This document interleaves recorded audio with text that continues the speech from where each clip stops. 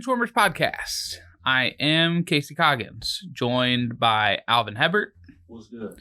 And we are missing the partner in crime, Andrew Lira, while he awaits the birth of his daughter.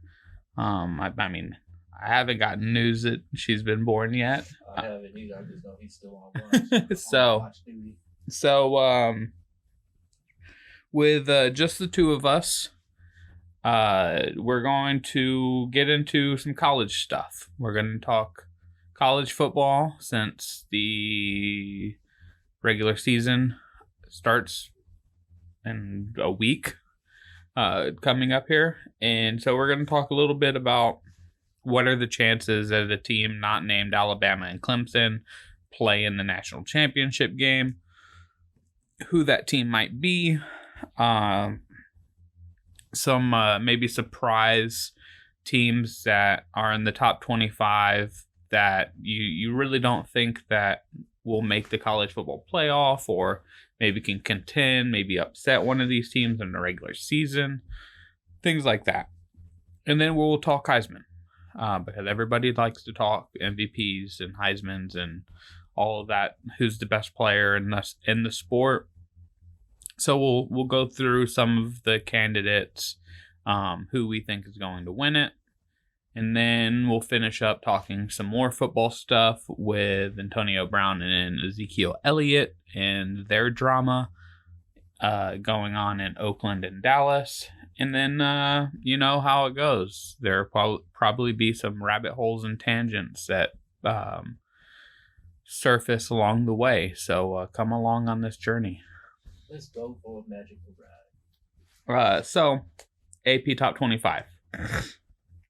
Clemson, number one, coming off of that just beat down of Alabama, which was maybe the most surprising outcome of a college football game that I've seen, and since maybe Appalachian State beating Michigan. That's like the first loss Alabama has had under Nick Saban. Yeah, under Nick Saban, Yeah, so Clemson 1, Alabama 2, Georgia 3, OU 4, Ohio State 5, LSU 6, Michigan 7, Florida 8, Notre Dame 9, Texas 10. So if you noticed, that top 10, all prestigious tradition powerhouse teams are now all back in the top 10. They're all just vying for the championship, vying to get back to the days of old. Yeah, and I mean, you look at some of the conferences, you have Alabama, Georgia, LSU, Florida in the SEC. Clemson's the only ACC team. Notre Dame, I believe, is still independent. Michigan, Ohio State in the Big Ten. And then Texas, OU in the Big 12. No Pac-12 team in the top 10. I mean, Oregon, barely. Yeah, they're 11. I mean, you get the Pac-12 teams a little later in the top 25.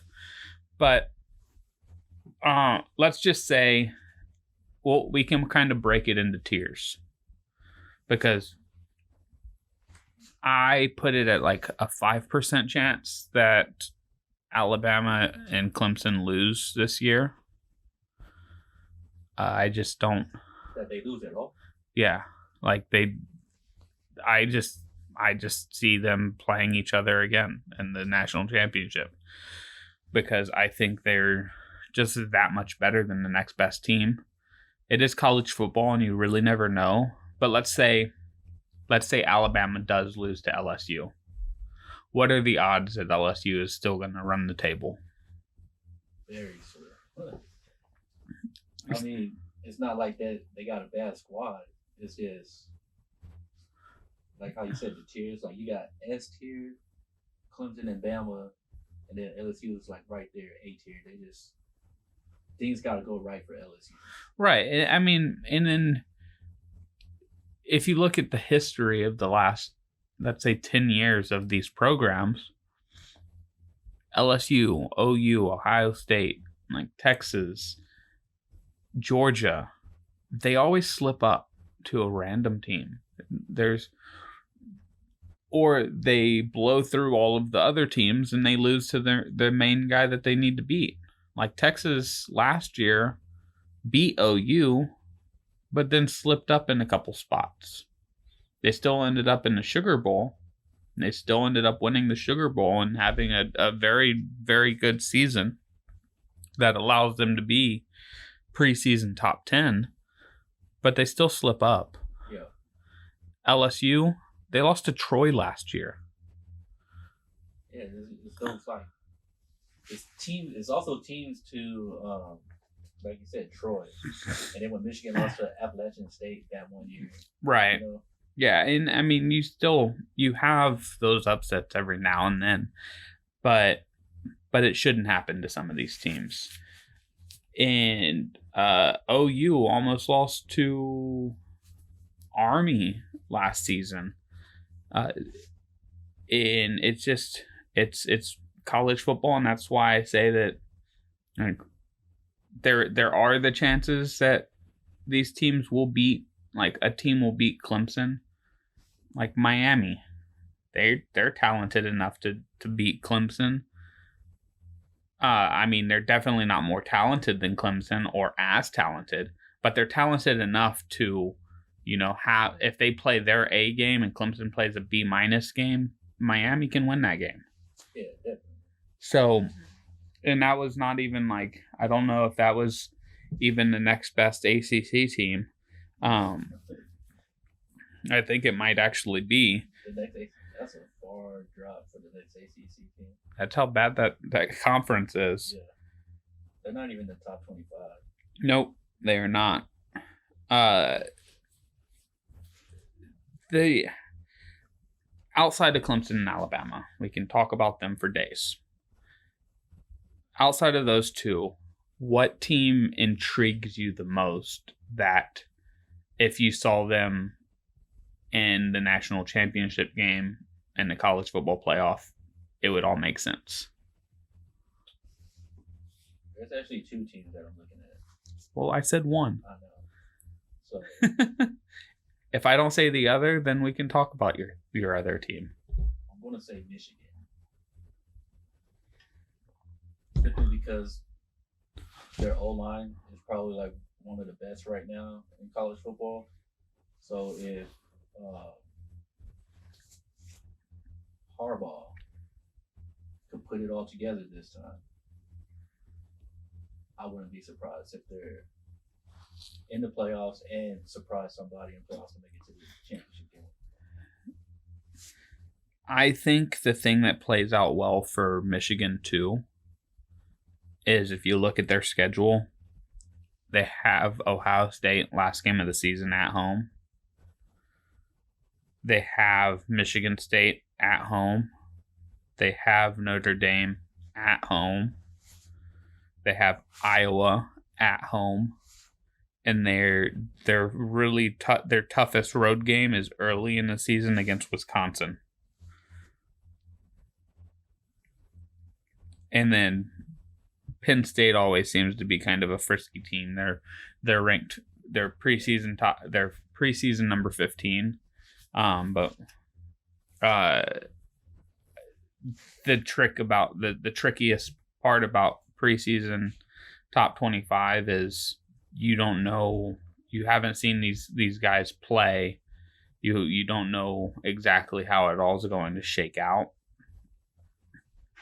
So if Penn State's as good as advertised, like that's going to be a tricky game at Wisconsin, at Penn State.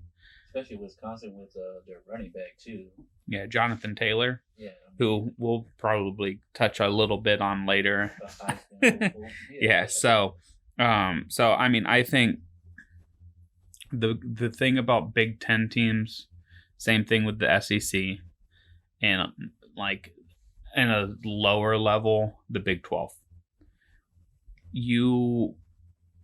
Even if you lose one game, you're typically losing that one game to a very, very good team. So you can slip up and lose to, like, Michigan can lose even 2 games and still make it into the college football playoffs, because they can lose to Wisconsin and to Notre Dame and still make it into the playoffs because of that. Their strength of schedule is so crazy. Yeah, especially how well those two teams finish at the end. Right. Yeah. And the same thing with teams like Georgia and LSU and Florida. Like, you have to run the gauntlet of the SEC. Like, just going down the top 25, you have Alabama, Georgia, LSU, Florida, Texas A&M, Auburn. So you have 6 teams in the top 16. And then you have Missouri, who's 26. And 26 is about as far as we need to go. But you have 6 teams out of the 12 in the conference in the top 16 in the country before the season starts.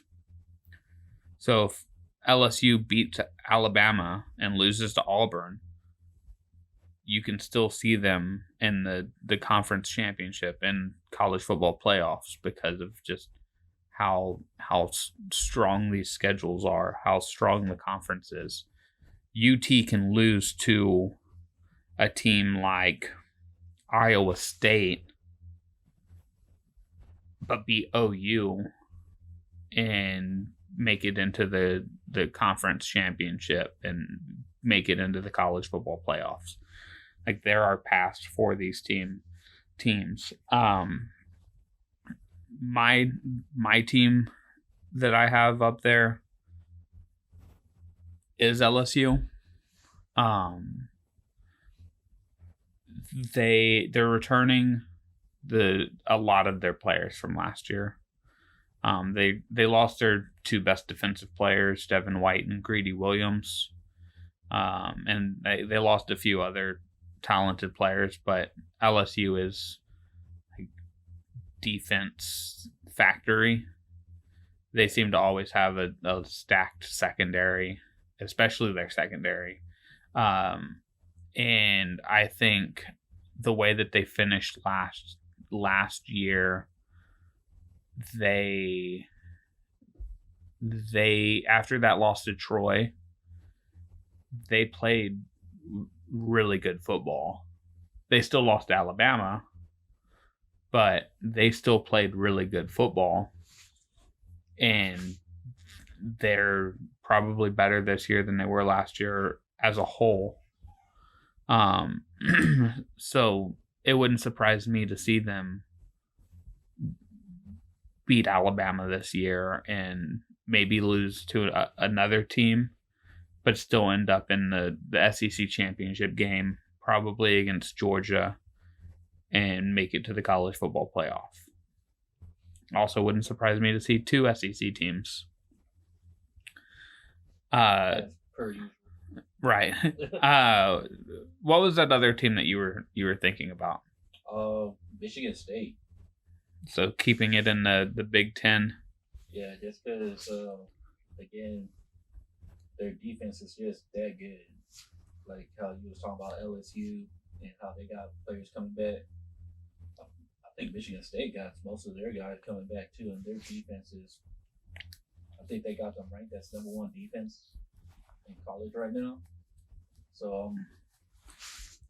And they're super well coached. Yeah, always. And then if their offense could just not shit the bed. Yeah. Like that defense will carry them. It'll be like the Ravens when they won their first Super Bowl. Just make sure the offense is good enough and the defense will hold up and they'll make sure they lock in the W.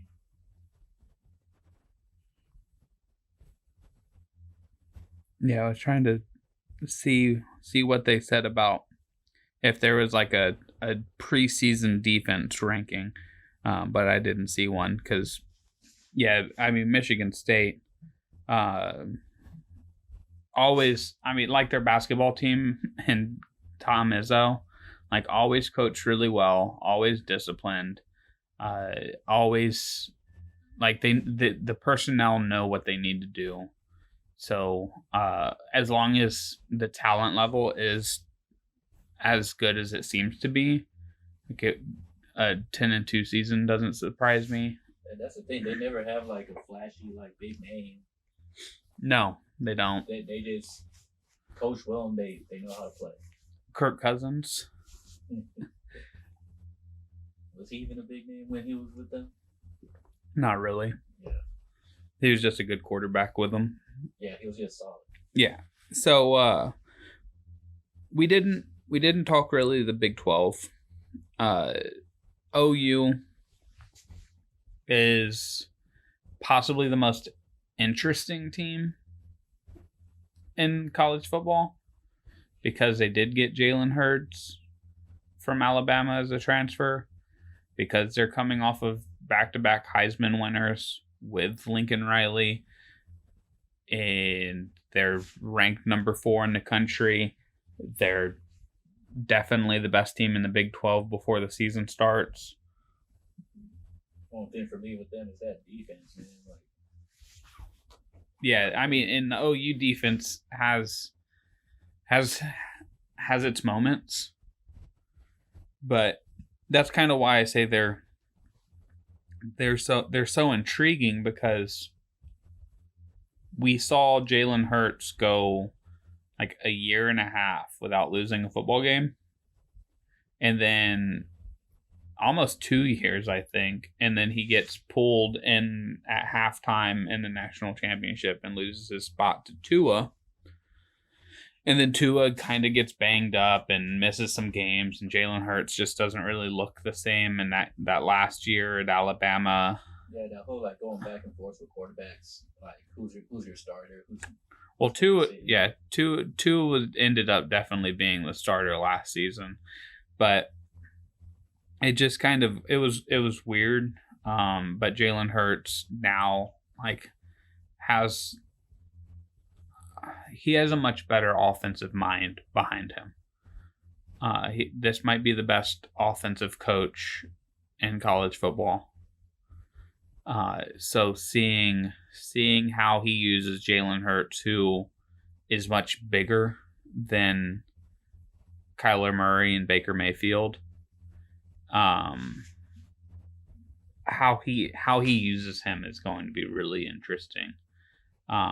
That's another team, like if they go 11-1 or however many games they have in the regular season, but they only lose one game, not going to be surprising. Like they're talented. They're loaded with offensive talent, even though they lost Kyler Murray and Hollywood Brown.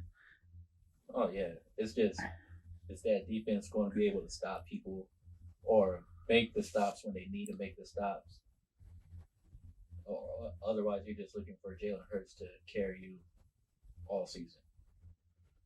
Yeah, I mean, they're looking at their schedule.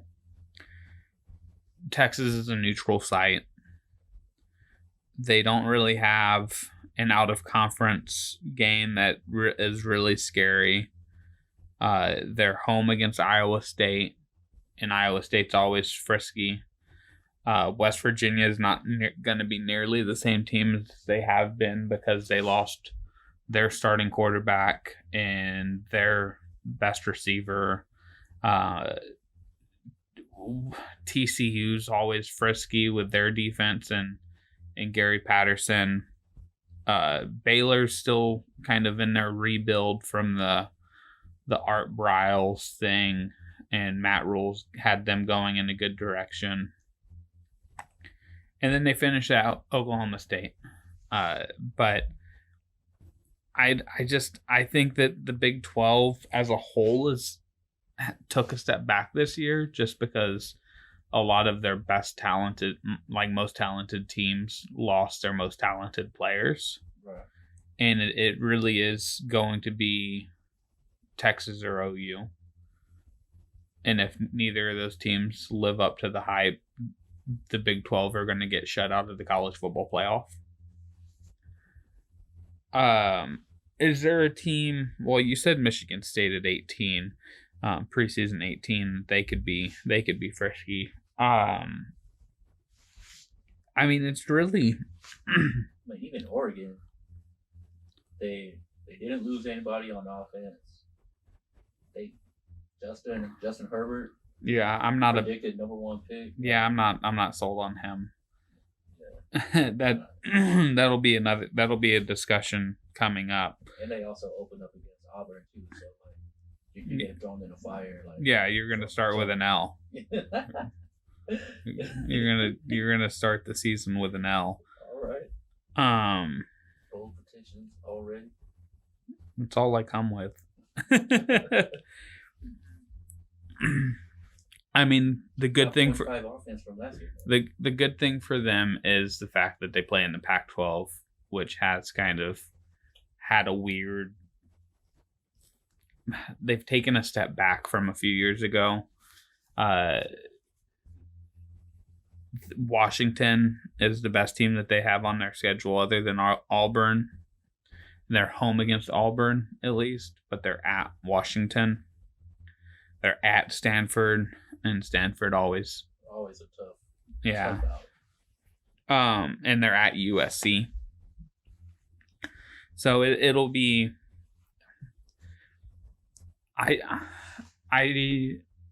before the season starts, I'm leaning heavily to one Big Ten team, one Big 12 team, and two SEC teams in the college football playoffs. I'm like leaning heavily to that. I mean, it's always a two SEC team in the playoffs. Well, I think last year was the first year that they did it.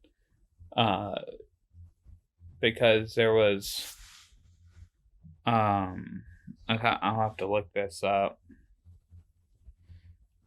Because I feel like there's only been the 1 year where they had it.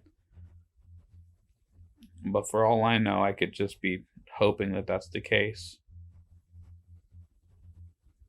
Because I think even 1 year they had 3, right? Or were they? So the first year of the college football playoffs, it was Florida State and Oregon. That's the Jameis Winston, Marcus Mariota, and Ohio State and Alabama.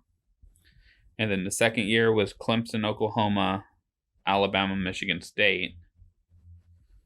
Then the third year, Clemson, Ohio State, Alabama, Washington. Washington was in there? Yeah.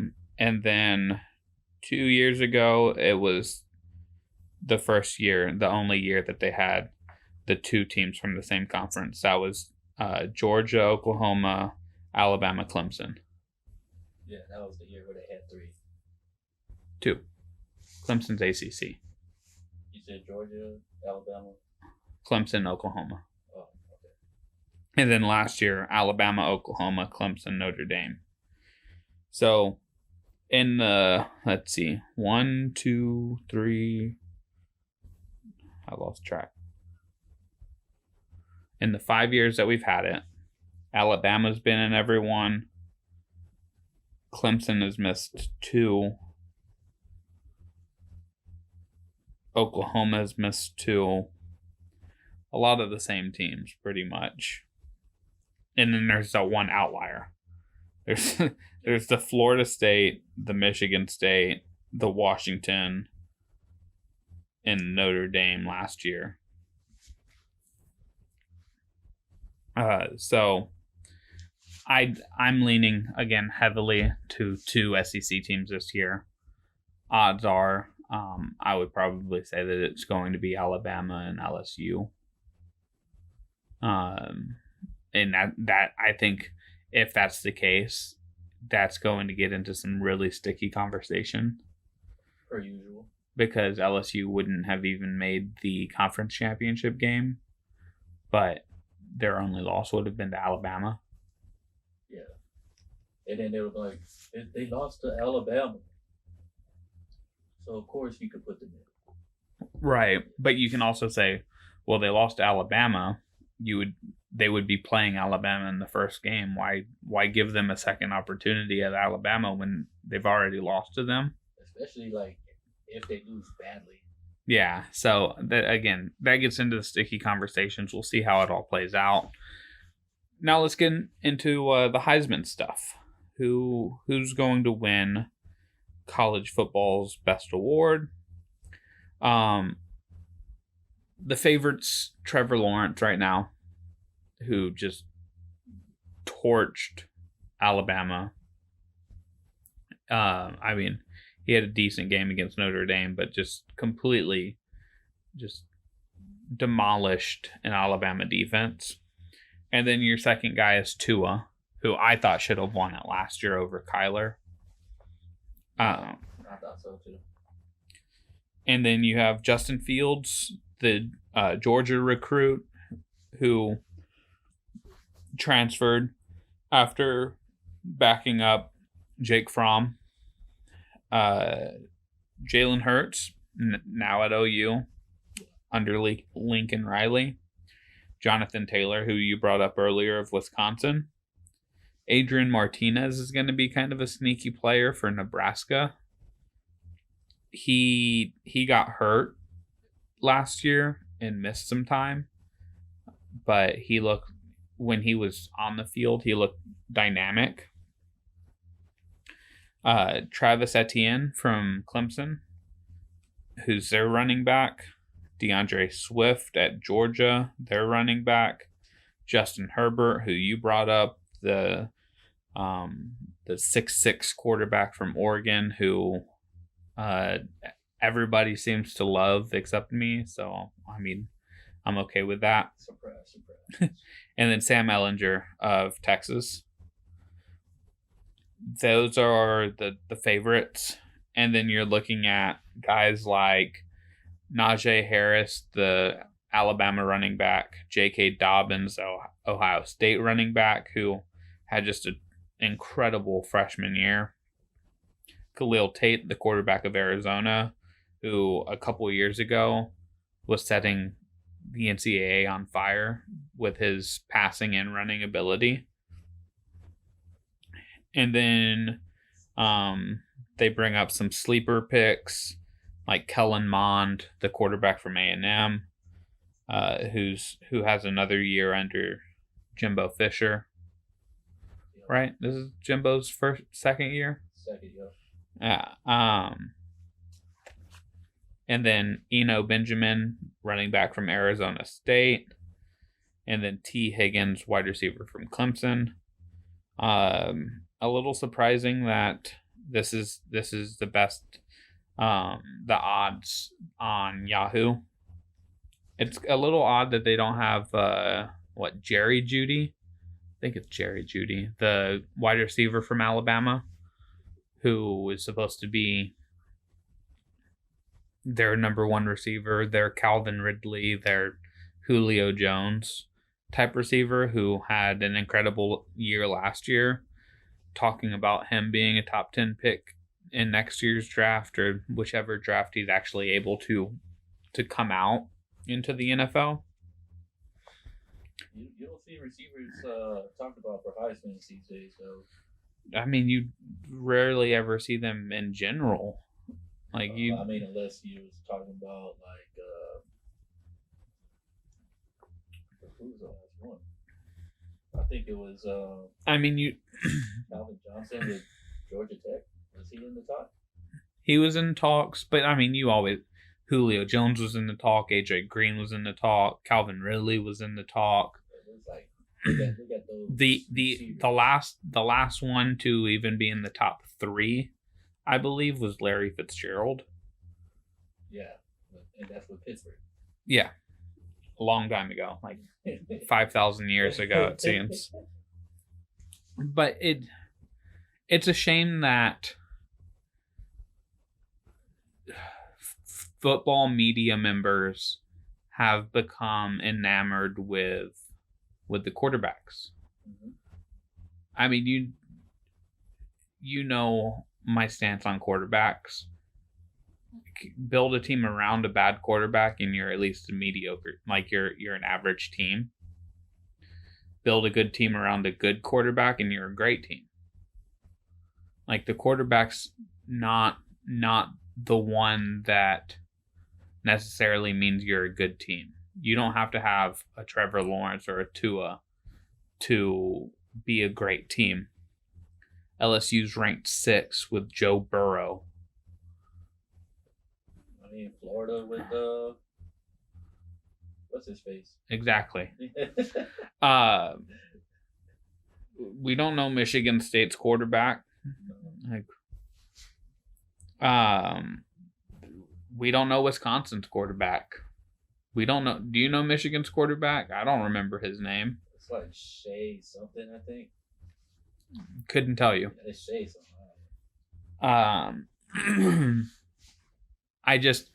I wish it was a more well-rounded conversation. It's like the NFL MVP goes to quarterbacks more often than not. When you could, you should really be able to give it to an Aaron Donald or a Khalil Mack or a Charles Woodson. I mean, I was fine for Khalil Mack as MVP last year. I understand the problem with it is you can look at a piece of paper that tells you numbers, and that is how you base your decision. And there's only 2 positions that the numbers tell the story. Like the quarterback, you see 4,000 passing yards, 30 touchdowns, 2 interceptions, and you're like, that's an awesome season. Unless a receiver catches every single touchdown, he's Jerry Rice record. he's going to be with less numbers. So you can look at a receiver who has 85 catches for 1,500 yards and 10 touchdowns, and you're like, well, that was a good season, but you're not like, that's a Heisman winning season. You have to be just way over the top special as a wide receiver or a tight end or a defensive player to even be mentioned. Like Manti Te'o and Ndamukong Suh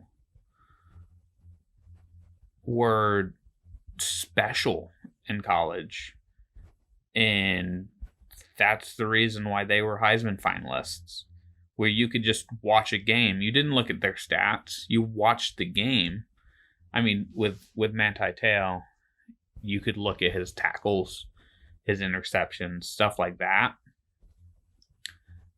But when you're a nose tackle, it's hard to show exactly your impact on the game by just the numbers, because you might be the most dominant player on your defense and you could not record a tackle or a sack for an entire season because people were trying to take you out of the game, but it allows your teammates to be better. Yeah. And you're getting double chip block and all kinds of stuff. Yeah, and so I wish we would be able to take it back 50 years almost and just make it seem we can judge with our eyes who the best players in football are. That's why I like when Ray Lewis was talking. I think it was in his Hall of Fame speech. He was all talking about he wouldn't be nothing without Haloti Ngata. Yeah, it's Haloti Ngata. I mean, all that attention for him. Haloti Ngata did come in 6-7 seasons into Ray Lewis's career. His the initial Haloti Ngata on that defense was Tony Siragusa. Yeah. But yeah, I mean, that's why people get enamored with the quarterbacks, is because the quarterbacks get the ball on every play. They literally make every single play. They start every single play with the ball in their hands. They have to hand it off to the running back. If they're running a read option, they get to take the ball out of the running back's hand. They get to choose whether or not the running back is going to actually run the ball. And I mean, they can even change the play at the line of scrimmage. Yeah. So they so many. In some cases, yes, quarterbacks should be like given the Heisman. I mean, I think a quarterback should have won the Heisman last year. But there are, like, I would have to actually go and look. I don't have it just on the top of my head right now, but I thought Larry Fitzgerald should have won the Heisman. I thought so. Just like I thought Adrian Peterson should have won the Heisman too. I still don't understand how he didn't win the Heisman. He was a freshman. It wasn't until Johnny Manziel. Yeah. Which was, it goes into the quarterback enamoration. Like people just, they're like, he's a quarterback. Oh my God, he was the best. He was the most exciting football player. Also, he was always on ESPN with his like flair, the whole like. Right, he's not Manziel thing. He wasn't a good quarterback. He just happened to be faster than the defensive players. I mean, RG3 got the same thing at Baylor. He was just faster than all the defensive players because he could have been an Olympic hurdler. I mean, he could also throw the ball really well, and he was in the perfect offense for him. But there are definitely more times that we should be seeing a defensive player or a wide receiver in the Heisman conversation. But since that's not the case this year, for sure, we're looking at quarterbacks and running backs. Like this list is quarterback, running back, quarterback, running back, quarterback, running back, quarterback, wide receiver on this list. And there's no way in hell he's going to get top 3 votes. It's like I said, Trevor Lawrence is the favorite. However, I don't think Trevor Lawrence is going to win it. Do you think Trevor Lawrence is going to win it?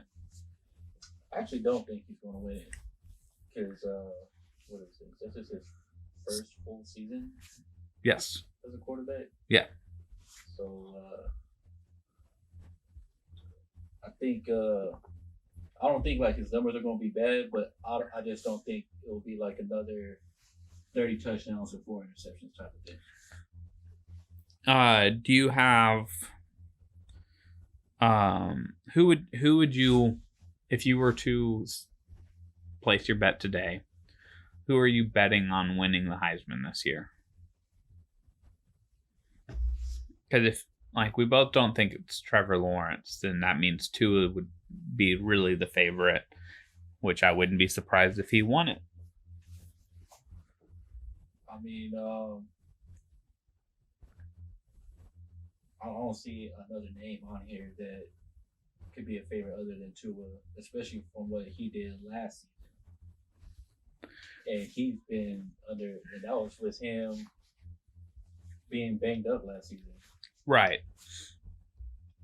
I mean, he threw for just under 4,000 yards and 43 touchdowns. But since, as this article writes, he sputtered a bit late, it allowed Kyler Murray, who came on strong, to win the Heisman. Yeah.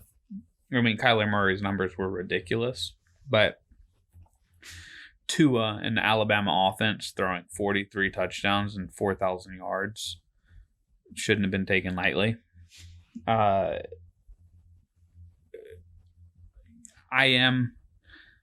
leaning Tua just because I think that he should have won it last year, and he's been working on cleaning things up. I wouldn't put it past Nick Saban to be like, well, this at least gives us something to play for other than getting blown out by Clemson. Like, Uh, so are you going with Tua? Yeah, mine is on Tua. So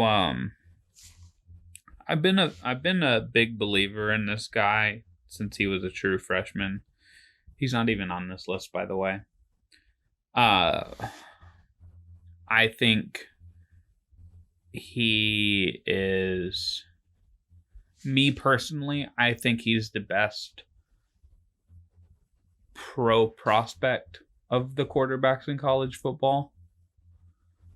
Uh, he just, there's something about his game. Like he's had a couple bad games, but I think this is kind of the year where he has to put it all together. And that's Jake Fromm, the Georgia quarterback. He's going to be a true junior. He was the number one ranked quarterback coming out of high school. He's had two pretty good seasons, but I think this might be the best offense he's playing in. Well, I guess his freshman year he had the best offense that he played in, because that was with Nick Chubb, and Calvin Ridley's brother, Riley Ridley. I think that was Riley. But I think this is kind of a year where Georgia shows that they're still a powerhouse. I mean, they're ranked 3. Yeah, 3. They're obviously a great team, and I just talked about how enamored people are with quarterbacks. So if Jake Fromm goes undefeated, even if he loses one game, and has a season like Tua had last season, where he has 4,000 yards and 43 touchdowns, and let's say he throws 12 interceptions, I could easily see him coming away with the Heisman. His backfield mate is listed on here, DeAndre Swift, and he was, it was his first full season as the number one back, and he had a little less than 1,100 yards and 10 touchdowns. But I think, again, it's quarterback or bust. And some of these other quarterbacks, while I think that there is a chance you could see an Adrian Martinez, a Sam Ellinger, a Jalen Hurts, and Justin Fields have a great season and push their team forward. I mean, you're looking at Ohio State has Justin Fields and J.K. Dobbins. Tua has him and Najee Harris. You have guys who are also on this list, like even Trevor Lawrence has Travis Etienne. I just see, I could see Jake Fromm putting it all together this year, and every college football season you see a quarterback that kind of comes out of nowhere to become a top Heisman candidate and a possible top 5 draft pick. I mean, Justin Herbert before last season wasn't really on anybody's radar. Like he was the dark horse. He was this guy's good, but we'll see. Yeah. And it seems like it's almost like Jake Fromm has been overshadowed so much that people forget how good he was. That now his backup that couldn't start over him at Georgia is the 3rd ranked quarterback in college football this year for Heisman. So that's where my eyes are and head are looking and leaning and feeling is Jake Fromm putting it all together for a Heisman finalist position. So is there anything else you would like to kind of touch on college football wise before we move on? I was just gonna say if I was gonna say somebody that could creep in on that and possibly snag it, I'm still looking at Jonathan Taylor, the running back from Wisconsin, just because I think he's the best running back in the nation, Yeah. and He's going to get the carries. he's going to get it because again, like I don't know who their offense is and all that, and each year his rushing yards numbers like went up, so he's somebody that I definitely if he could put something like he did last year, or even like close to 3,000 yards rushing, like I definitely could see him being a top three candidate as well. Yeah. I almost dropped my phone there. I Wisconsin, Stanford, those types of teams that always have a star running back that runs for almost 2,000 yards and 20 touchdowns.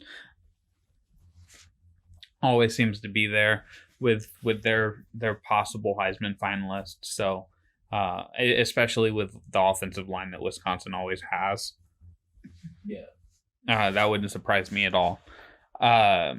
So now let's move from college football to the pros. Let's talk Antonio Brown. Let's talk Ezekiel Elliott just for a little bit.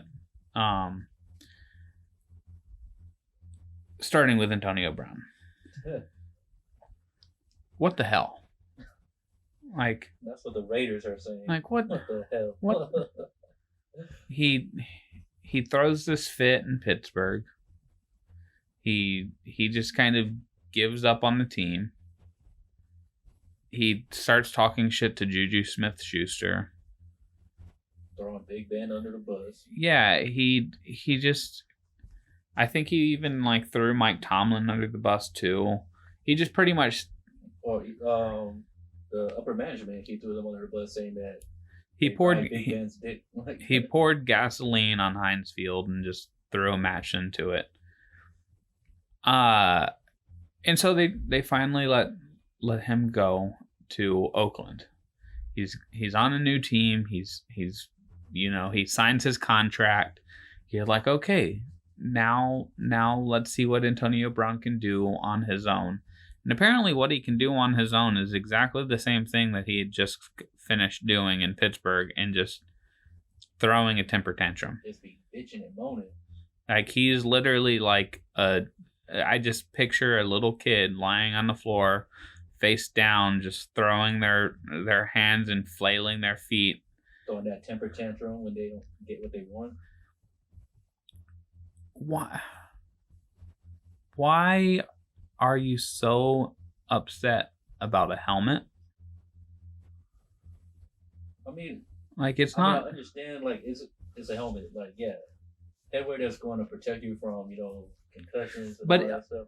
But it's 10 years old. It's outdated. Yeah, these are like updated like helmets that they've been testing and stuff for your safety. It's not like they're making you put on the leather helmets from back in the right. Yeah, or it's not like you're wearing the old like Riddell helmet that we played with growing up, where it's like 15 pounds. It has 700 bars. All that foam. Yeah. It was styrofoam. You literally had to have it like hit onto your head with a rubber mallet, it seemed, to get that thing on, because there was no give in it. Yeah, you almost get a concussion just putting the damn helmet on. Yeah, that reminds me of the Little Giants scene, like, I can't get this thing on. Right, exactly. But it's not even just the helmet thing. It's the cryo freezing of the feet, in trying to missing out on training camp and the preseason because you're insane. You're an insane person. That's what I like what the GM said. He said You're either all in or you're all out. Yeah, like they're already fed up with you and this whole shenanigans bullshit, and it's been like, do you really want to play football? Right. Like what are you in it for? You got your money that you didn't get in Pittsburgh. You get traded to Oakland. Like the thing about that money situation is like, yeah, he got his money. He signed it. He signed an NFL contract. Yeah. Guess what? NFL contracts aren't. They're not guaranteed. They can just say, all right, cool. We gave you have your guaranteed signing bonus. You're not getting the rest of your contract. Like they can get rid of him because he's a pain in the ass. And I mean, other teams are probably going to try to give him a contract. But do you think that they're going to give him the same amount of money that Oakland just gave him when he was a headache in Pittsburgh, which is this historically like proud franchise, and he goes to a dumpster fire, which is Oakland, and then he just starts a grease fire right next to the dumpster. I don't understand it. I mean, talent wise, I get it. Like one of the best in the game, but sooner or later, it's like you either want to play the game or you're just all talk. You just now you just want spotlight on you. You just talking. It's almost like Antonio Brown has. He was on The Shop, right? The LeBron James thing. Yeah. It's almost like LeBron and Clutch Sports have almost kind of like taken over his brain a little bit, because it seems like he's thinking of himself as a marketable brand when there's nothing to market. He's an NFL player. Like, you know how hard it is to market an NFL player? Like, it's damn near impossible unless you're a retired athlete. Like you got to be a generational type of player. Like Peyton Manning wasn't a marketable player when he was playing. He started doing like the nationwide stuff and all of the other stuff. Like Papa John's, yeah. The end of his career. Like J.J. Watt might be the most marketable athlete right now in football. In football, I would probably say him. I mean Tom Brady, but just. I mean, they even tried with Aaron Rodgers and the whole Aaron Rodgers for a moment. State Farm, like he had a good State Farm thing. The discount double check thing. Right, yeah. But he wasn't doing anything else. Like yeah. J.J. Watt was doing, I think, Subway, and he was doing Papa John's, and he was doing. I mean, even RG3 did Subway. But it's like a flash in the pan. It's like marketable one day, irrelevant the next. I mean, even Randy Moss wasn't marketable. He's top 2 receiver ever. Yeah. Well, just 2. We don't need to say top 2 because we know who number 1 is. Yeah, all right. And then the last person I go to is like Deion Sanders, and that was just because Deion Sanders like came in with that swagger. Like, yeah, and he was also playing 2 sports. Right. Like he had the charisma, he had the brand, he had the flash, he had the flair, he had the style, he had, again, the 2 sports thing that he was marketable, but did they really use him to market anything?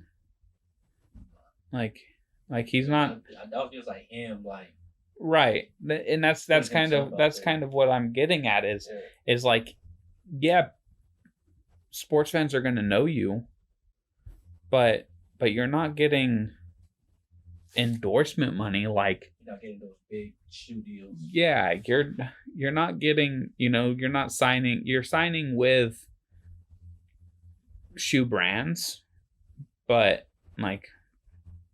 RG3 signed with Adidas. He didn't get his own cleat. He just wore Adidas cleats.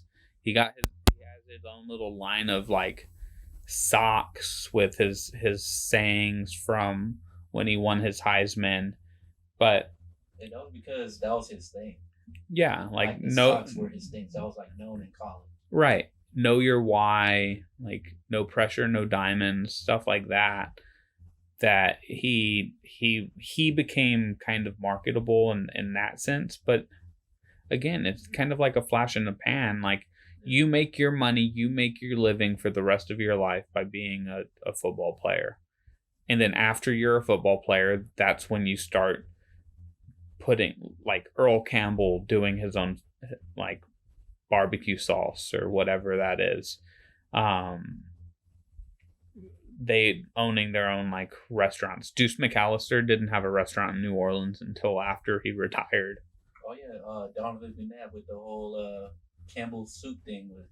Yeah, I mean that was a little that was like. But that was it's just like always one little niche though. It's not like a big thing. Right. It's not like it's not like you see with NBA players where they're doing like Beats and Nike shoes and Sprite and Coca-Cola, Gatorade, Muscle Milk, like electrolyte water, even chocolate milk. like grocery stores, all of this other stuff. Like you look at like here in San Antonio, you look at guys like Tim Duncan, not marketable nationwide, regionally, HEB, car shops, dealerships, like a lot of the gun. Yeah, I think he was Gun, and then George Gervin does Ansara. Yeah. Basketball players are just more marketable. Antonio Brown, you're not. You're a crazy person. You need to get back on the field. You need to put that like. Stop dyeing your mustache or whatever. Do whatever you want with your hair. I don't like your hair is not the reason why you're a great football player. But putting the helmet on that has the skull and swords on it is going to make you the money. That is what you do for a living. Going out there, playing a game, put TDs on the board. Like, it would be like me. Make the Raiders. It would be like us going to work because you work with a computer in front of you, right? Yeah. It's like us going to work, being like, I don't like this keyboard. I want to bring my own keyboard. And the company saying no. And us being like, I don't know if I can do that. I have to have my own keyboard. I've been using it for 10 years. I have. Right. And they would are properly spaced. Right. On my keyboard. Right. It's ergonomically designed to my hand. Yeah. They're going to look at us and be like, okay, cool, get the fuck out. Like, you're fired. Bye. See you later. Follow compliance, or you can take that somewhere else where another company might let you. It's really not that hard to understand. Like, yes, Antonio Brown, you provide a skill that John Gruden and Mike Mayock and crazy Mike Davis or Mark Davis, they want to have on their team, but you don't make the rules. You just don't. Like sooner or later, like it doesn't. It's not going like to be worth it. Like in no situation in team sports, other than maybe LeBron and Michael Jordan, did they get to like? Did teams wrap around their finger? Tom Brady, who, for whatever reason, people think is the greatest football player of all time, and it's absolutely asinine. He doesn't even have the Patriots wrapped around his finger. They'll cut him loose real quick. Yeah, if he wasn't producing, which he really didn't do that well last season, they just had a really good team, and they knew come playoff time he was going to be able to provide clutch moments. Like, let's not forget, had D Ford not been offside, like he wasn't even a part of the play, he was just offside, Tom Brady threw his like fourth interception of the Kansas City Chiefs game, and they would have lost. But because D Ford was on offside, they got to replay that down, and they ended up being able to kick the game-tying field goal and go into overtime.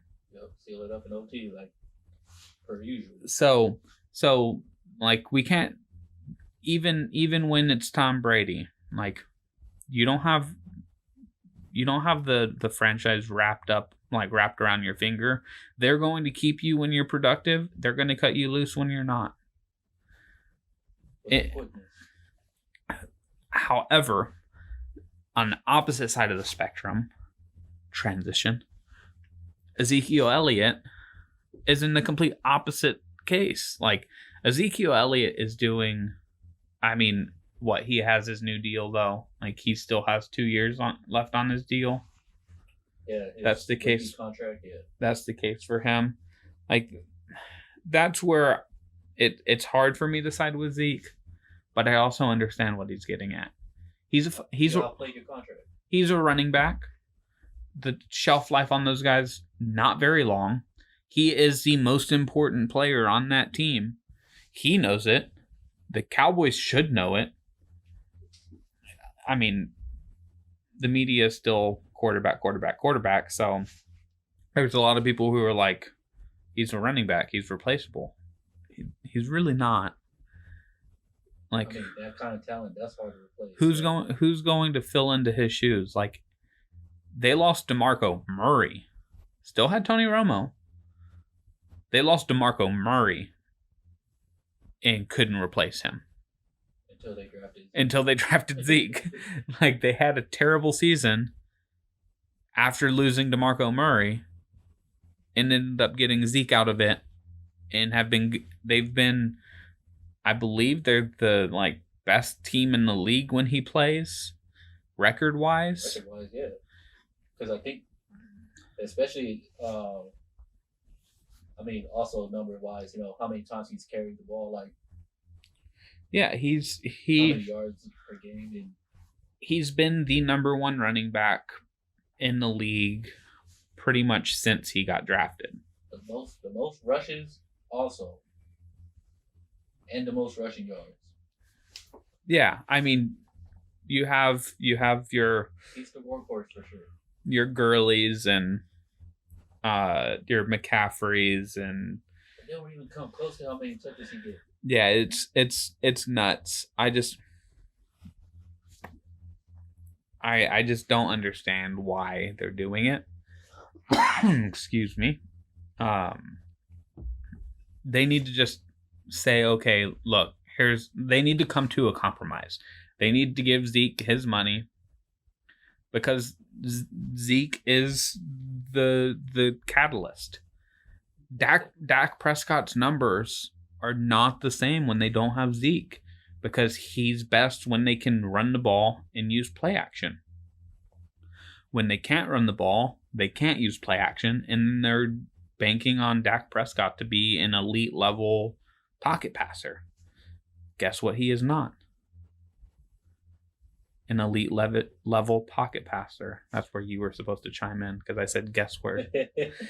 I'm a Cowboy fan, man. I mean, do you think Dak Prescott is an elite level pocket passer? He's adequate. He's more lethal when he's on the move.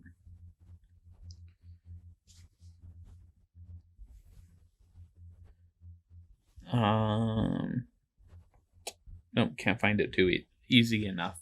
I was trying to look at, like, actually get the records with and without Zeke, but it's unfortunate that Jerry Jones and Stephen Jones don't see the value of what Zeke gives them. Especially for Jerry Jones to say what he said. But, well, I understand how that works. It's like when Le'Veon Bell was holding out last year with Pittsburgh. Like, if Mike Tomlin was asked a question about Le'Veon Bell, he's like, I'm only going to talk about the guys who are here with the team. Yeah. Like, the Zeke thing is, like it's a quip. It's a fun little quip. It's like, well, what's going on with Zeke? And he's like, Zeke who? Just like it's an easy comeback. Like them getting all up in arms about it. Like they need to.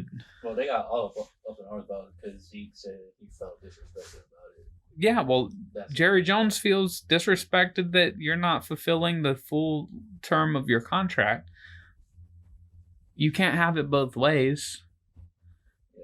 Especially when you got Tony Pollard, who could possibly be the James Conner like of that team. I understand why Zeke wants his money, and I understand why the Cowboys are waiting to give him that money. It's not like they don't want to give him the money. They just don't want to give him the money now. They don't like. Well, Jerry Jones is thinking for the future too, because he's like, you're not the only player that I'm going to have to end up trying to pay. Like, yeah. There's people on the defensive end that's going to want their money. I got to he wants to make sure the group stays together, but nobody wants to buy into. I'll take like 20 million less. Well, and that goes to the secret of basketball of, in the what is it, the power of more or whatever Pat Riley's old saying is like when you're successful and you're succeeding, everybody wants more. Yeah. Like they want more playing time, they want more money, they want more usage, and it's a shame that you see teams like the Cowboys where if everybody was like compatible, Zeke would take less so that Dak could take less and Amari could take less so that they can give the guys who wouldn't get as much more so they can keep I think Tank just signed his new deal, but he also signed for them. Yeah, but to sign when Van Der Esch comes off the books after James Smith's coming up. Yeah, like Byron Jones coming up. There are guys that are going to get more money elsewhere that you would be able to afford that contract if your top tier players take, let's say, $4 million less a year than they like rightfully deserve. It's just like a shame. Everybody wants to be the number one paid in their position. I don't get that. You don't get that? I understand why. I understand, but I'm just like, it's not like is there like real major, is it that bad to be like, I'm not the number one paid in my position, but I'm like top 5, top 3 paid. Like, are you going to feel that much disrespected? Yeah, I just, it goes to what we've talked about with basketball. Like, if Jerry Jones was to walk into this room right now and say, hey, you can be the starting running back for the Dallas Cowboys. Here's a contract for $500,000 a year. Do you know how quickly I would sign that thing? I'll take that. Yeah. Like that, I don't need $40 million to want to play in the NFL. I don't need. I would prefer to be in the NBA. So using the NBA thing, like if R.C. Buford and Greg Popovich walked into this room today and offered me $100,000 a year to play for the Spurs, I would sign that deal like before they could even put the paper down. That deal would be signed on its way to the table. I don't need to get paid $35,000 or $35 million in a season. Like, I get that that's just like you're that great that you get that kind of contract, but like how much of a hindrance is it to your lifestyle and to your pride that instead of signing and getting a deal that pays you $16 million a year, you sign a deal that pays you $10 million a year?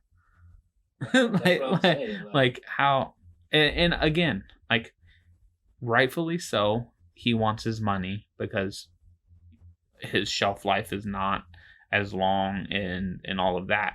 But think of it this way.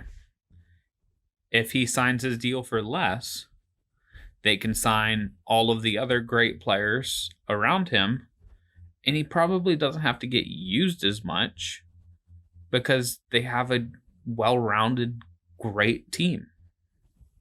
And that's what always bites great teams in the ass. It's when it comes up to paying the star players and they can't keep the Seattle core just together.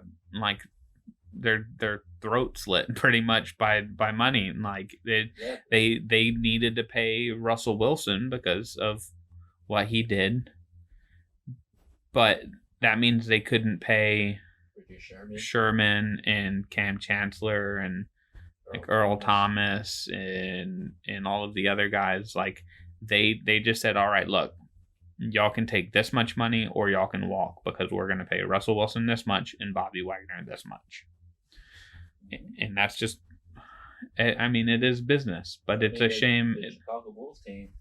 It's a shame that things have to, like, it comes to the point where you don't want to keep the good thing because it's just egos getting away. Like the coach thinks that he can win without you. You don't think the coach can win without you. You think that they should pay you. They don't want to pay you that much. They want to pay you. They want to keep you. They want to pay you less, but you think you deserve more, and it just guts everything, which is really just a shame that it is that way. But if I was the Cowboys, I would renegotiate Zeke's deal and get him to have him sign that tomorrow. Because he's the catalyst. Dak Prescott is not. You can find another Dak Prescott. He was a 3rd-round pick for a reason. You can find another. Yeah. The NFL is littered with 3rd-round quarterbacks who turn themselves into great quarterbacks. Hint. Russell Wilson. Kirk Cousins. Just to name a couple. He's a serviceable quarterback. Yeah. He's serviceable. He might do some weird things, but I think that if you had Kirk Cousins on the Cowboys and you ran the same style of offense, it would be the same thing. It's like you might even be better because he's a better passer than Dak Prescott is. He's just a little more of a risk taker. It's the gunslinger mentality. So it's just, again, it's a shame that this is the way that it is for Antonio Brown and Ezekiel Elliott. Antonio Brown's putting it on himself. Yes. Ezekiel Elliott, I feel for it. So, really quick before we get out of here, we're both Barca fans. They loaned Coutinho, making room to try to get Neymar back. Like it, don't like it? What's your take on it? The only reason why I like it is because you still got Messi, you still got Suarez. Neymar tried to go on to prove that he could lead his own team and all that stuff. Prove he couldn't. Well, he got hurt, and he's injury prone all of his career. Yeah, I think he was doing. He went on a similar path that like Antonio Brown just went on. He wanted to prove that he could do it on his own, get away from the team, go and do this. And then he left the team, got his money, and just went on like a coke binge or something. Like just became less about being the best soccer player in the world and more about being the most well-known soccer player in the world. Yeah. And like maybe going back to Barcelona would be good for him because he becomes a big fish in a big pond. Like we all know whose team it is. Like no question. Like there's Neymar isn't going to get a statue outside of Camp Nou. No. Like that's reserved for a handful of players. He's not one of them. I mean, even less than a handful of players. And if Barca takes him on this loan, it's a less risk also because if he flames out, they can just ship him back. Yeah. So I mean, it is when it comes down to that, I think it's worth the risk because when you have Messi, Neymar, and Suarez up front, you're what are you gonna do? Yeah, I mean, who are you gonna try to stop? That's why I believe it was with those three that they won their last Champions League. Yeah, and they haven't won it since Neymar left. Yeah.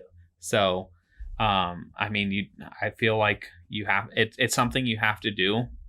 2 weeks ago, I was in another boat. I was thinking I had a different thought on it, but with how things have kind of shaped up over the last couple of weeks, I'm definitely now like, yeah, do this move. Like what is it going to hurt you?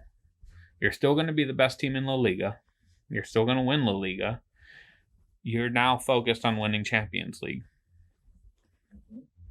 Especially Real, like that whole thing that's going on in Real right now. Too. Yeah. Like you don't got to worry about them right now. Right. Yeah. You have to worry about the Man Cities and the Liverpools and United. Yeah. Borussia Dortmund and there are other teams that you have to worry about right now in Champions League, and that's what they need to focus on. But I think that really wraps up this episode, this Andrew-less episode. Baby watch. Yep, Baby Watch 2019. We'll be back next week with another episode where we'll probably be breaking down the NFL regular season and getting that stuff going. So until next week, I am Casey Coggins, joined by Alvin Hebert. Until the next episode. See you next week. Subscribe, like, comment. Oh yeah, we don't have Andrew to do that. Bands of a different kind. We'll take your girl, pay you no mind.